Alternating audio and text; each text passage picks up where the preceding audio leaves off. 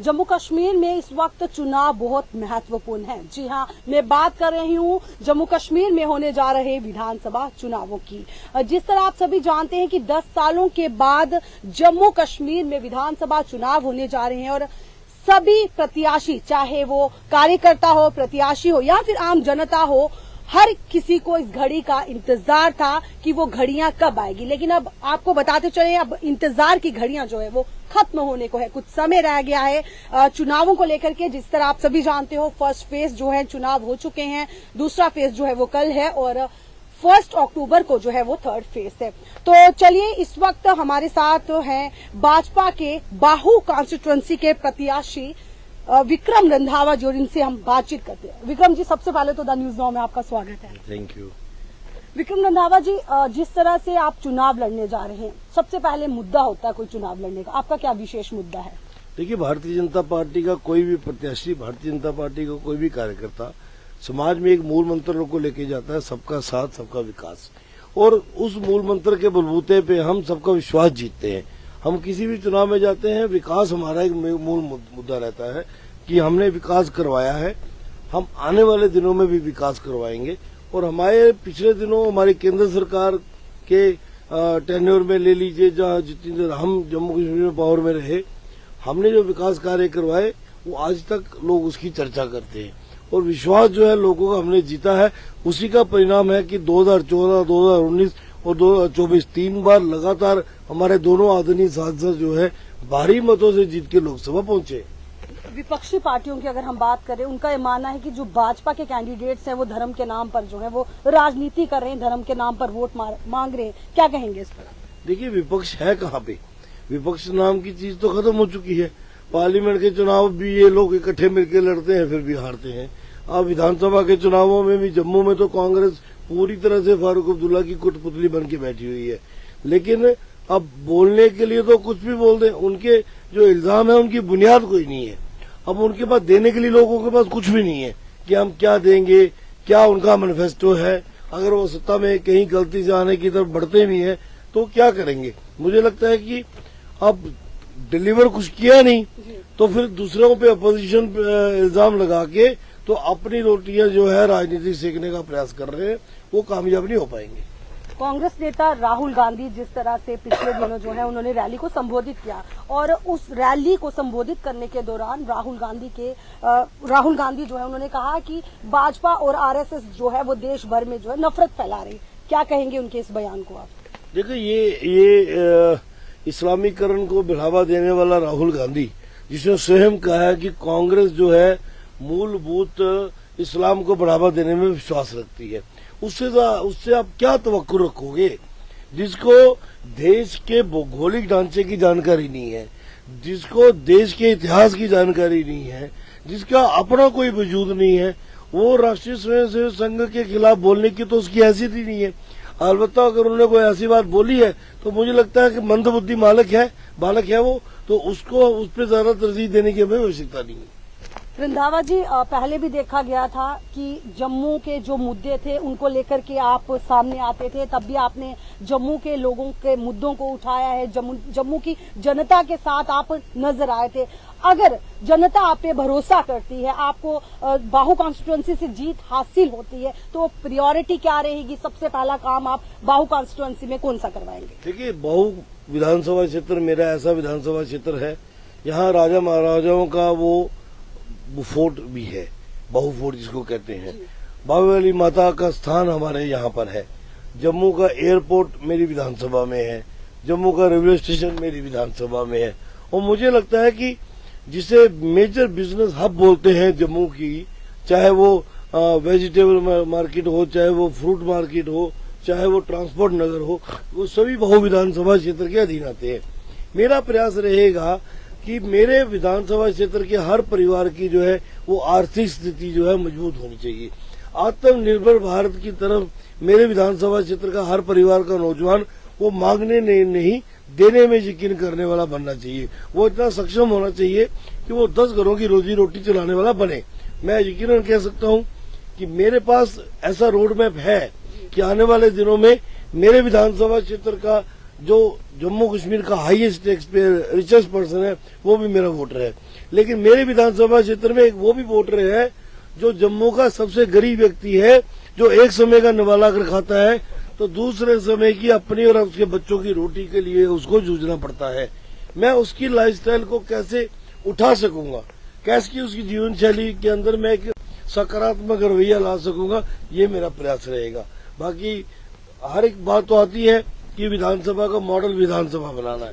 बहु विधानसभा क्षेत्र को मैं जीतने के बाद एक मॉडल विधानसभा क्षेत्र बनाने का प्रयास करूंगा, ताकि आने वाले दिनों में जब भी हम चुनावों में जाए तो मेरे वोटर्स को इस बात का यकीन हो कि इस नौजवान के कथनी और करनी में अंतर नहीं है।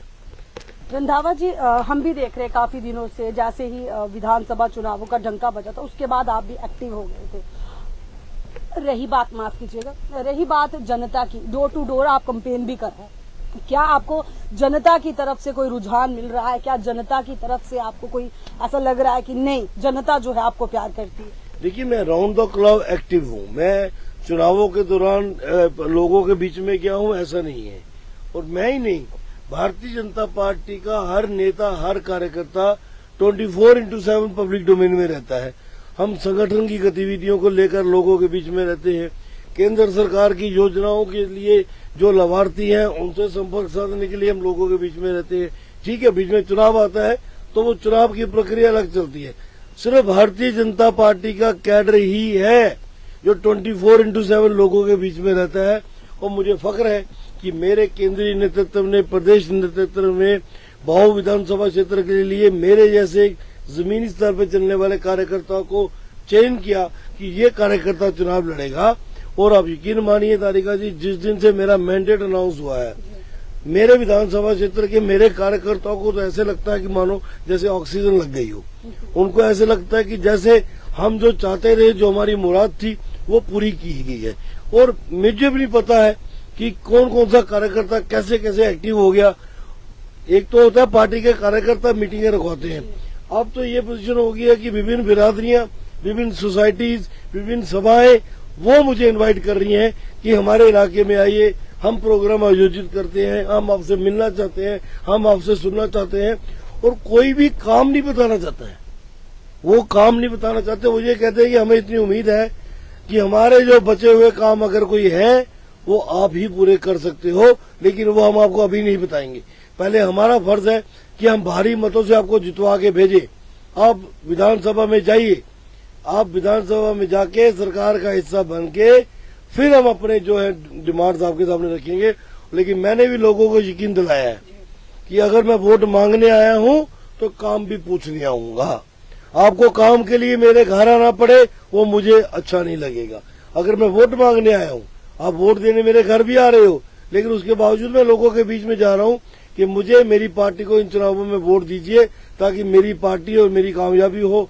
तो मुझे अगर वोट मांगने के में कोई दिक्कत नहीं आ रही तो काम के लिए पूछने जाने में भी कोई दिक्कत नहीं आएगी। मैं घर घर जाऊंगा, बूथ बूथ जाऊंगा। मेरे बूथ के संयोजक वो तय करेंगे कि उनके बूथ में कौन से काम को प्रायोरिटी मिलनी है, कौन सा काम अटमोस्ट इम्पोर्टेंस वाला है और किस परिवार की क्या आर्थिक स्थिति है, उसकी हमने क्या मदद करनी है।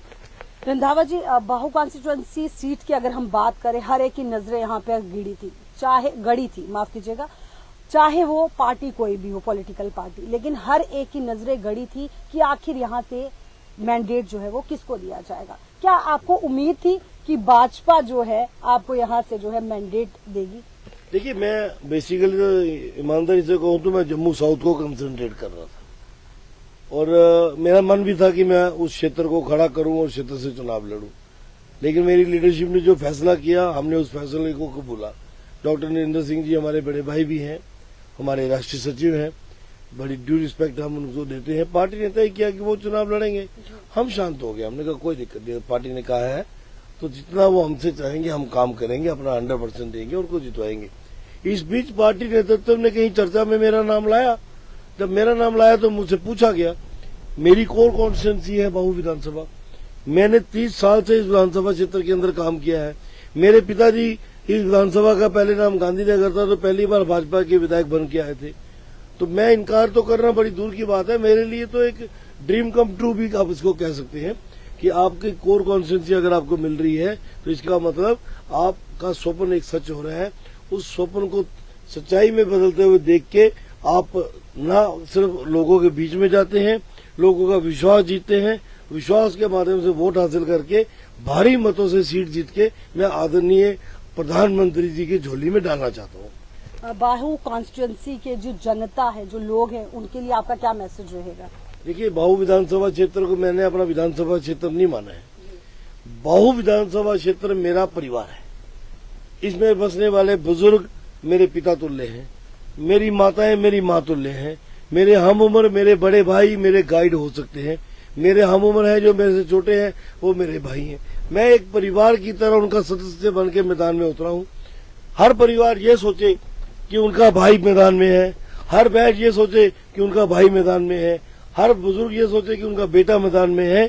मैं उनके दिल जीतने का प्रयास कर रहा हूँ। और जब आप किसी का दिल जीत लेते हो तो वो वोट तो क्या, वो आपको अपनी जान भी देते हैं। मैं दिलों के माध्यम से वोट हासिल करूंगा और जब वोट एक बार ले लूंगा, मैंने पूरे विधानसभा क्षेत्र में कहा है कि एक दिन आपका 5 साल मेरे, मैं 5 साल मेरे विधानसभा क्षेत्र के मेरे परिवार के लोगों को कभी लेट डाउन नहीं होने दूंगा, उनको कभी निराशा नहीं होने दूंगा कि हमने गलत व्यक्ति को वोट दे दिया। बहुत बहुत शुक्रिया विक्रम रंधावा जी। तो ये थे हमारे साथ बाहू कॉन्स्टिट्यूंसी से प्रत्याशी विक्रम रंधावा जी, जिनसे हमने सवाल तो तीखे किए थे, लेकिन इन्होंने हमारे सारे सवालों का जवाब बड़ी बेबाकी से दिया। अगली बार फिर आपके समक्ष हाजिर होंगे। मुझे तारिका महाजन को, साथ ही वीडियो जर्नलिस्ट अनूप कौल को दीजिए इजाजत। नमस्कार।